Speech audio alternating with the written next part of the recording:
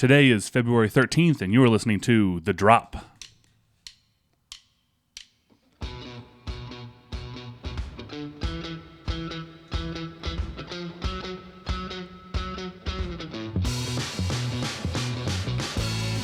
The Drop is a podcast by Elevation Church, hosted by yours truly, Brandon Fields. Each week, we're going to just talk about what's going on here at Elevation Church. We're going to look back at last Sunday. We're going to look forward to this next week. And we just want to inform you and entertain you, and it's going to be a blast. Joining me today is Pastor Tony and Carolyn. Say hello, guys. Hey. Hello. Good to be here. Wonderful. Well, just real quick, because we want to keep this to about 10 or 15 minutes. But Pastor Tony, can you just talk for a second about the philosophy of this podcast and what our goal here? Yeah, I just noticed how you said we're going to keep this real quick. Yeah. Pastor Tony. Yeah, I know. Oh, I know. I'm the one that runs the timer on Sunday mornings. I know how much of a challenge this is going to be. Yeah. So this is all about the idea that we want people that are connected at Elevation Church to be in the know, that not be wandering around the darkness. And so what we find in church is that you have to over-communicate a lot, and we have many ways that we communicate. And whether it's help me out, guys, the email that comes Church out Center weekly, app. Church Social media, app, social Facebook, media. Instagram, Twitter, X, I guess. The scrolling announcements that happen, and even with those things, and you were saying like it. You told me you don't know if you've thought this or if you've heard it or if you've read it, but I'm probably making it up, but I feel like I heard somewhere like you have to be advertised. You have to be told something like 7 times before it sticks. 7 times, yeah. Billboards, commercials, whatever it is, you have to be advertised. Yeah. You have to be told something 7 times. Like, oh, now I remember. Yeah, there's a lot of women right now that are listening to this. People that come to Elevation, they're thinking, I have to tell my husband like 12 times before he hears it, right? Can confirm. Yes. The newlywed in the room. Yeah, there you go. So this is just another opportunity and maybe even to take a deep dive in some of the things that are happening at Elevation so that we're informed. I get bugged and bothered by Christians always being late, last, and lost. And so this is just a way to communicate. And I appreciate, Brandon, for you just taking the ownership of this. And it's going to drop every Tuesday is what the game plan is, and people will be in the know. So very good.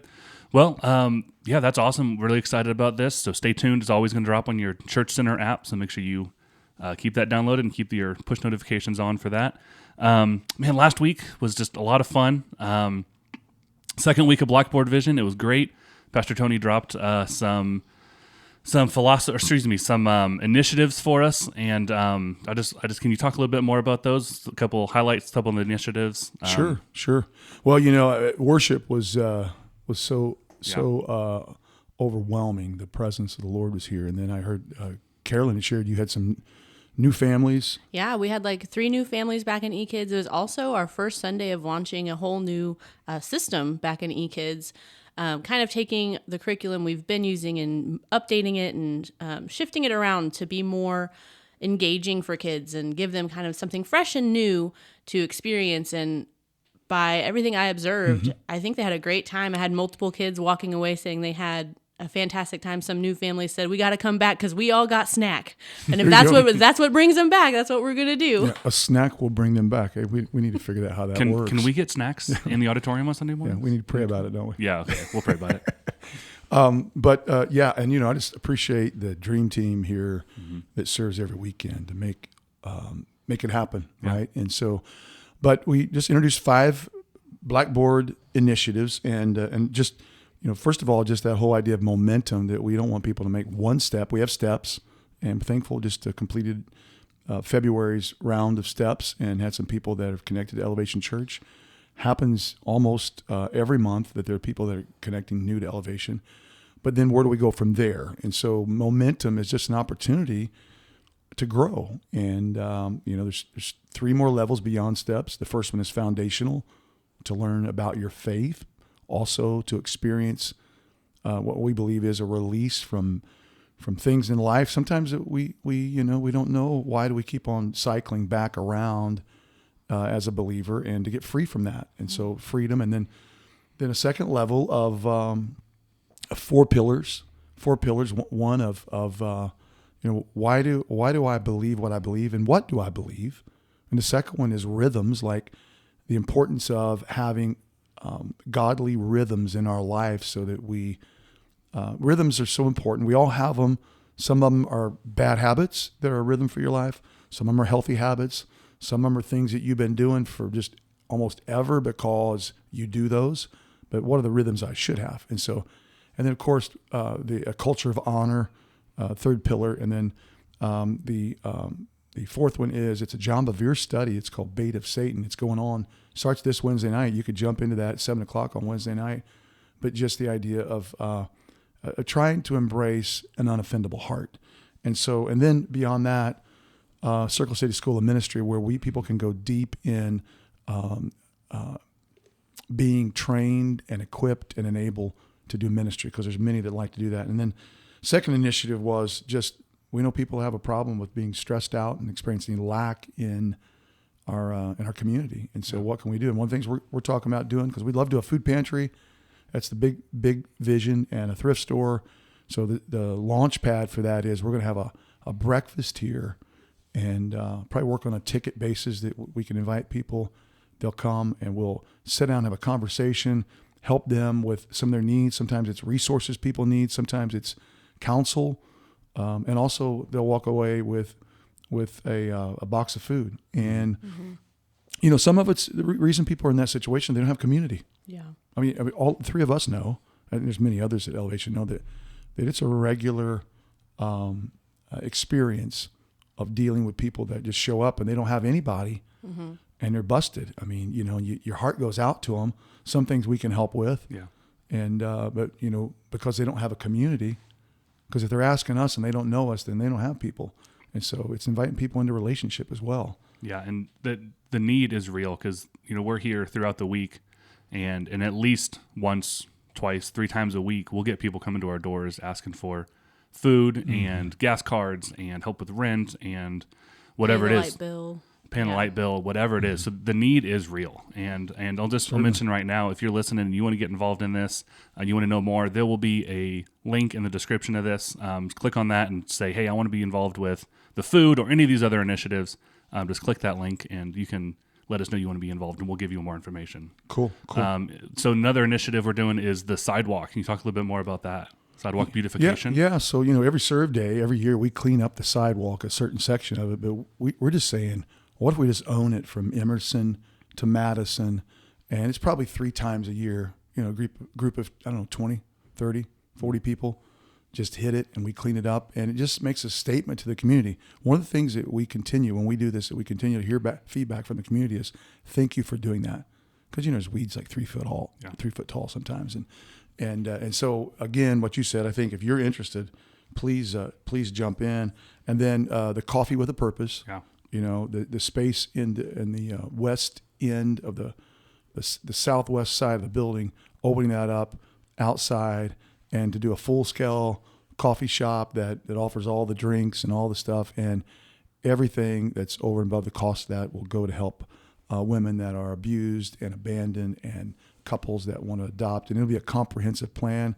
So legal help, we're working on collecting lawyers and attorneys that will help with the legal aspect of adoption, if it's resources outside of here that we can partner, a woman that is pregnant and doesn't know what to do, she has resource, she doesn't have anybody in her life to help supply some of the need that will be present, and to connect, again, relationally connect them with community. And so at the same time, people will be enjoying coffee. And I will tell you, over those that I've just mentioned, I've heard so much, it's like a buzz since Sunday of people just commenting and talking about how they can help, because with vision comes a price tag, and I threw it out Sunday, and I'll maybe mention that again. But the other one, the fifth one, and not in this order of importance, but is just in our children's ministry, the need to be able to serve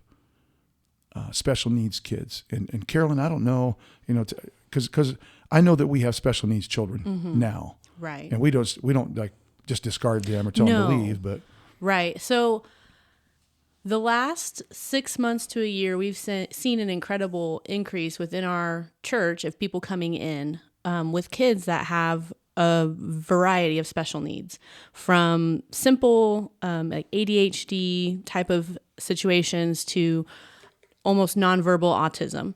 And we want those families to come in and feel welcomed and be able to put their children in a safe place where they know their kids are going to be cared for and taken care of and respected. And they're going to be communicated with in a way that they understand. And at the same time, the parents can rest easy and sit in church and get filled themselves so that when they head back into their week, they can be filled. And it has happened rapidly. And with that comes a lot of challenges.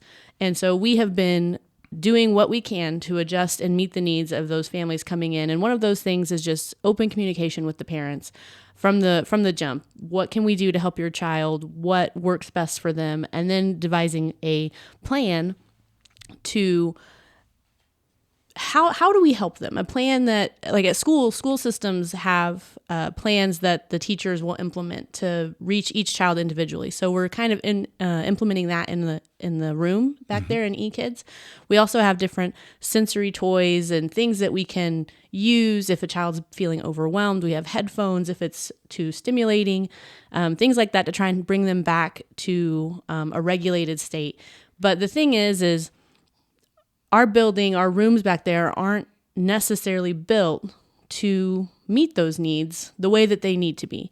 And there is a limit. There's a personnel limit. There's, different people are equipped differently to handle different children. And rooms can only do so much without needing special equipment.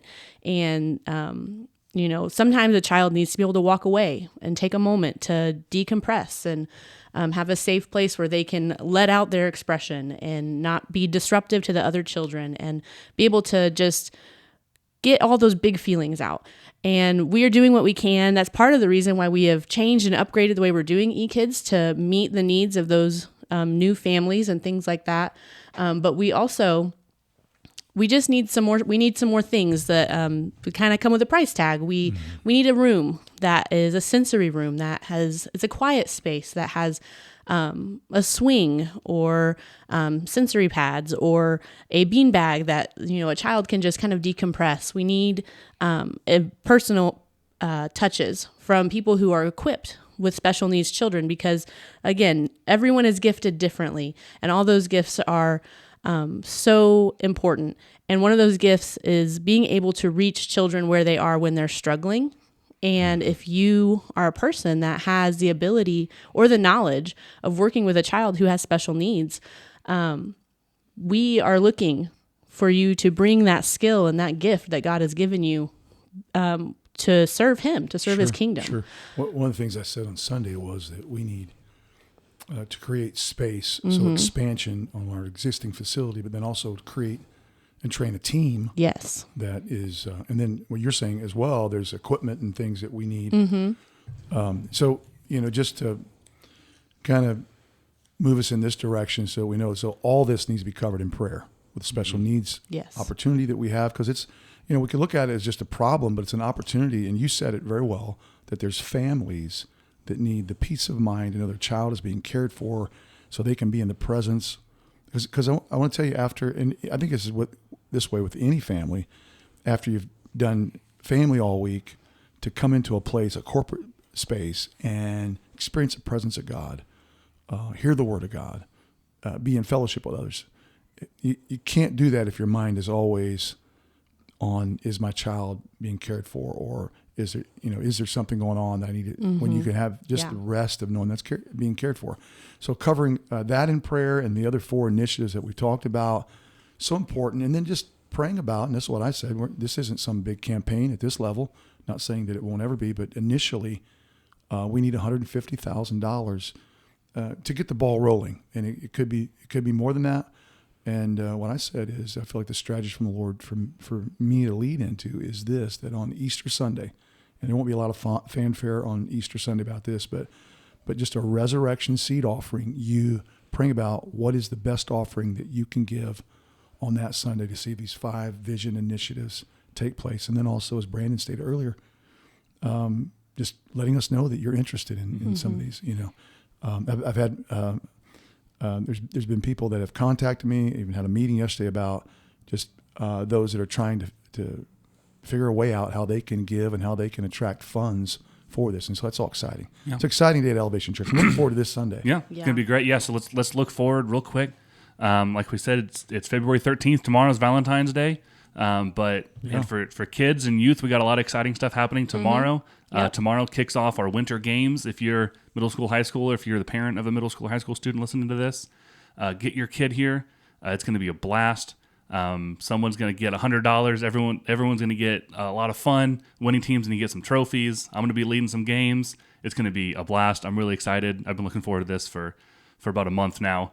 Planning the games and getting excited for it. So I hope you guys are just as excited. And Carolyn, what's going on in eKids tomorrow? So in eKids, we're kicking off our kind of Bible literacy time where we're going to be working on why is the Bible important? How do we use our Bible? How do we study the Bible? Making it age appropriate for all of the kids, because that's a skill and a tool that will last them a lifetime. So we want to prepare them. And then on top of that, we're going to be getting ready to sing a song for Palm Sunday on the auditorium stage. We do it every single year. Yeah. It's kind of an Elevation tradition. Exciting, isn't it? It is. Yeah. So we're going to be practicing that as well. So it's going to be a great time. Awesome. Well, thank you guys so much for tuning in to this first episode of The Drop.